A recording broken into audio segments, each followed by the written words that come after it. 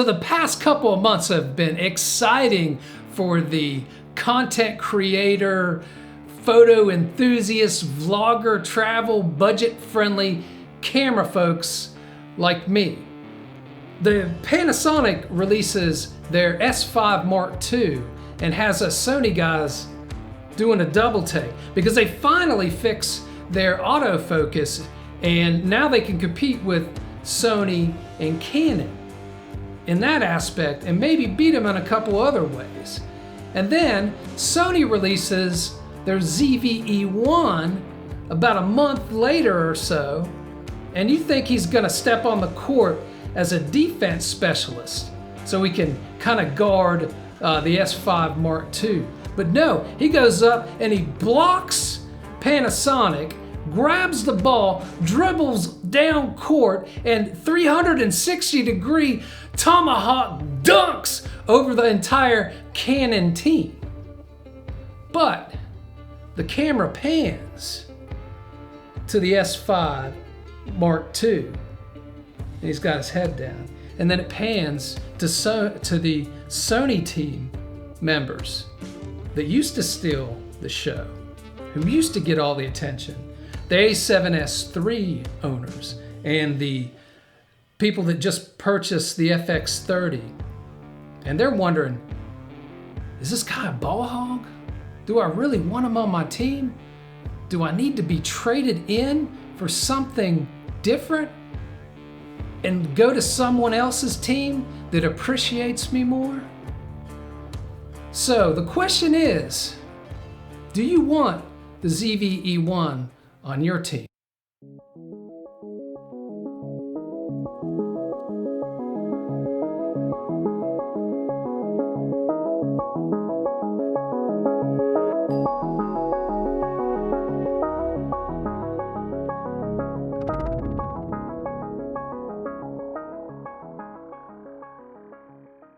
On my last video, when I was talking about my thoughts on the ZV-E1 prior to it being released, I talked about some tripods, and this is the Ulanzi that I was using. This is the MT16. I don't think I have product showcase mode on. I don't think it would work with clear and zoom. I don't know. But anyway, this is that particular selfie stick. I bought this because I thought it was really cool, because this here, you could put your microphone and you could swivel it back around one way when you're behind the camera and the other way when you're in front of the camera. So I'm going to show you guys the other Manfrotto, M-A-N-F-R-O-T-T-O, I spelled it wrong in the last video, that I really like, and I'll show you a little bit about it. Bonus. All right, so now it's on the Ulanzi MT16, and frame, I think it's a little bit lower, but anyway, we'll go with it. So this is the Manfrotto.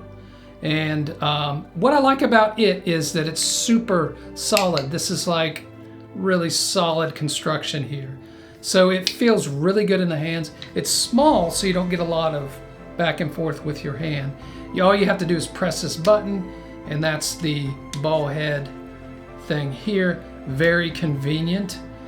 Although I tend to find myself just making it straight all the time. But there's no extension on it, it's just small. However, what you can do is you can add an extension pole to this. And this is also a very solid construction as well. What that will allow you to do is to extend it out here like that, and it's that long. So if you've got to set it down on a table or something, you need a little bit of extra reach, you can adjust it with this. Also, the other thing that I really like about it is that the tripod part, or the legs, have a very small footprint. So if you're setting it on a table with other things, it's just really small and it's really solid as well. So most of the times when I'm vlogging, I'll be like this, and I'll be carrying this like in your pocket or whatever.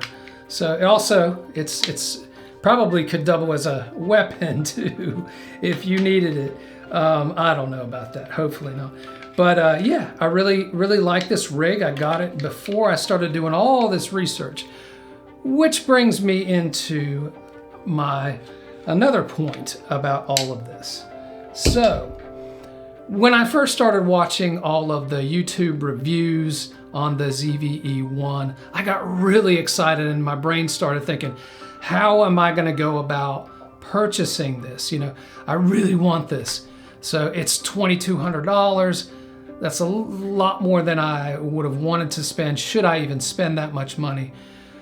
But the excitement, the emotion of it made me think, wow, I really wanna buy this. How am I gonna come up with a justification to make a budget for this camera?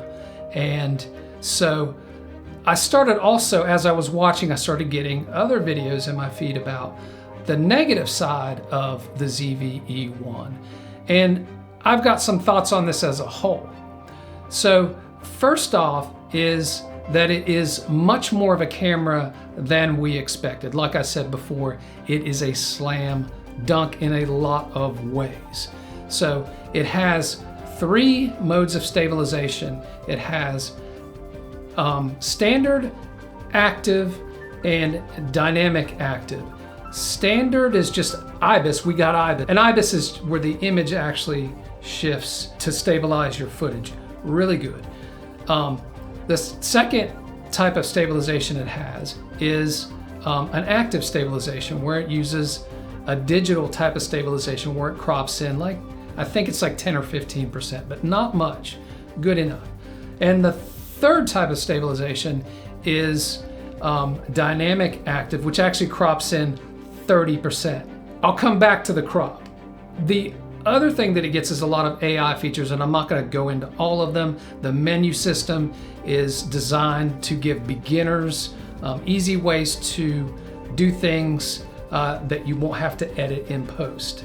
But I will mention one feature, AI feature, that is interesting to me.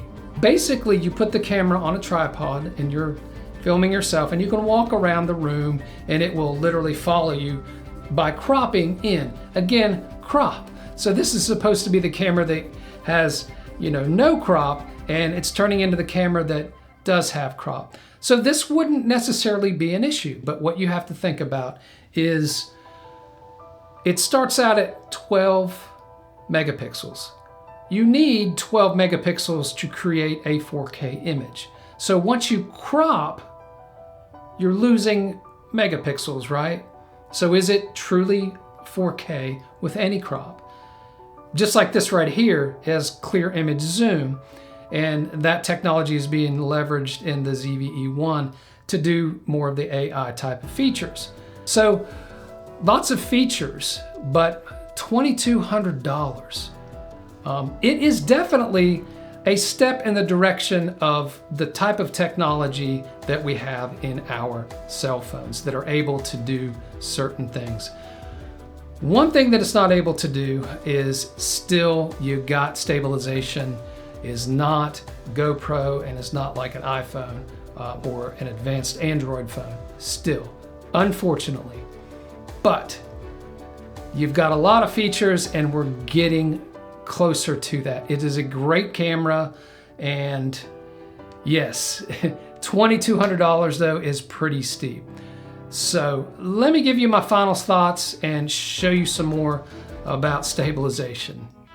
All right, so I'm outside again. I'm going to do a similar test here. I brought out a different kind of camera. Guess what it is? So we're going to close that door behind us, and we're going to walk down the road like we've been walking down the road with the other cameras. Doesn't seem to expose from my face well enough, and it's very windy today. Fayetteville, North Carolina, April 1st, 2023. I'll probably post this tomorrow, so no April Fool's jokes. But I wanted to show you all what this looked like on the GoPro, as we've done before. Someone asked me yesterday what camera would I recommend to them, and I said, well, what do you need it for? What are you shooting on right now? And they said, a cell phone. And I said, well, I would just get a GoPro. They were talking about the A7S III and all that, and my recommendation was just to get the GoPro.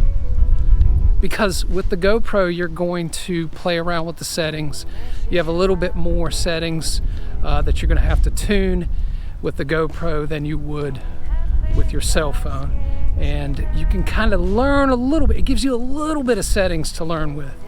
And that's what happened for me. But as you can see here, I bet the stabilization is quite good.